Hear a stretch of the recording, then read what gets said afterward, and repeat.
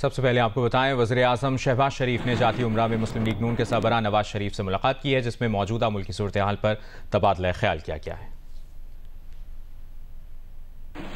और अभी मुलाहिज़ा कीजिए, वफाकी वज़ीर इत्तलात और नशरियात अताउल्लाह तार की पहलगाम वाक़े के हवाले से गैर मुल्की मीडिया को ब्रीफिंग जारी है। has laid down 90,000 lives in the war against terror. And we are the frontline state, we are bearing that brunt. Our armed forces, our law enforcement agencies, our police, our rangers, our civilians, our civil society, they've given a lot of sacrifices.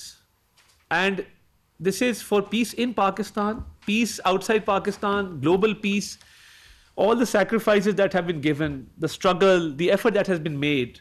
And our economy has suffered losses of hundreds of billions of dollars. And we continue to counter these terrorists, the Fitna al-Khawarij, till date. So we must understand that we're a frontline state against terrorism, and we're a wall between the terrorists and the world.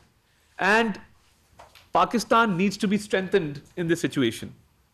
Pakistan needs to be supported in this situation. And Pakistan has always played its part against terrorist groups, against terrorists, and we continue to do so on a daily basis.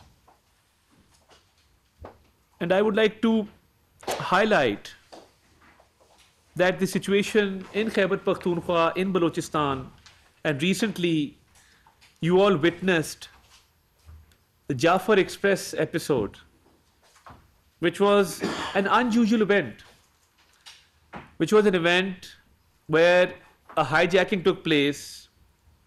Very few incidents in the world like Jafar Express have taken place. It was a hostage situation like never before. And having dealt with that situation, having countered the terrorists who were holding hostage innocent civilians, we received condemnation from all over the world. Why is it that our eastern neighbor refrained from condemning the Jafar Express episode? It was an act of terror. It was an act carried out by terrorists. It was an act against innocent civilians and personnel of the armed forces.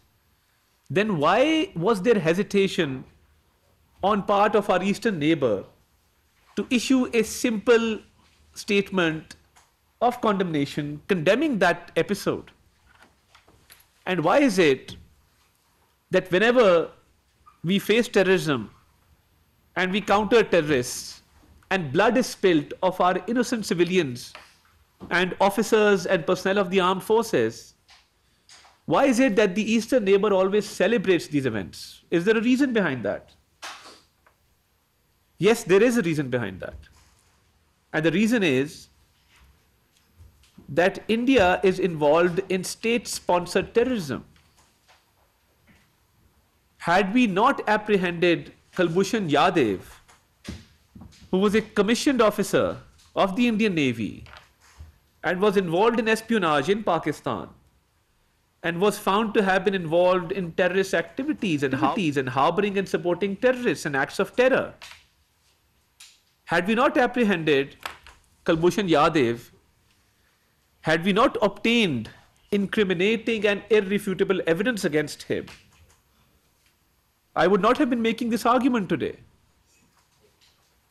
And why is it that the terrorists which receive funding and arms and ammunition from our eastern border, that is why when terrorist attacks take place, when acts of terror take place, like the Jafar Express episode, that is why the eastern neighbor does not condemn such acts and does not even have the courtesy to express concern over these incidents.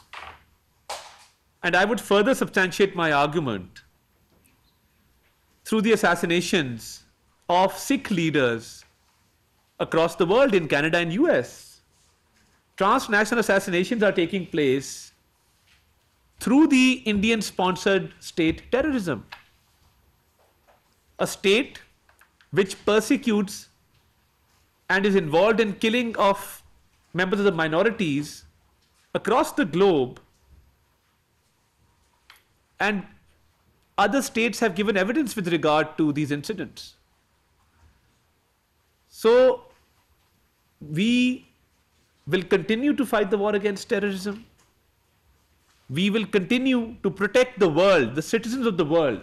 We will continue to promote global peace and to ensure global peace through countering these terrorists, the Fitna al-Khawarij, which is trying to impose their own ideology in certain areas and is trying to, through acts of violence, through use of force, trying to spill blood of innocent civilians and of army personnel. We will continue to fight this war. This Pahalgam episode, to me, seems like a distraction because we were gaining a lot of success in our western regions against these terrorists. Every other day, you hear of successful operations, you hear of our armed forces gaining a lot of success against these terrorists. And this could have been a distraction because this story doesn't make sense. The Pahalgam area is more than 150 kilometers away from the line of control. And why pin the blame on Pakistan? Do you have credible evidence? Do you have verifiable evidence? Do you have any argument which is substantiated by evidence or by proof? And why is it that the first information report, which is a prerequisite for any criminal investigation, it was registered in the Pahalgam police station just 10 minutes after the incident? Is it possible for any investigating agency to register a first information report, an FIR, 10 minutes after an incident has taken place? Because for an FIR to be lodged, there has to be visit of the area, evidence needs to be collected, there has to be a complete scanning of the area, forensics take place, and there is usually a time lag between the occurrence and the registration of an FIR. So why is it that right after 10 minutes an FIR is registered and the blame is put on Pakistan and it is said that it has been sponsored from across the border? The reason that we have called for an independent, impartial and transparent inquiry is because our hands are clean. How can a state which is the frontline state in the war against terrorism be responsible for such events? So I think our eastern neighbor was quick to jump to conclusions. And this false FIR episode actually proves my point that somehow they had preconceived notions about this incident. And maybe the purpose was to pin the blame on Pakistan. And Pakistan being a responsible state, Pakistan being a peaceful state, Pakistan being desirous of world peace, we've had very good relations with all other neighbors. We have very good alliances globally. We're a responsible member of the UN Security Council.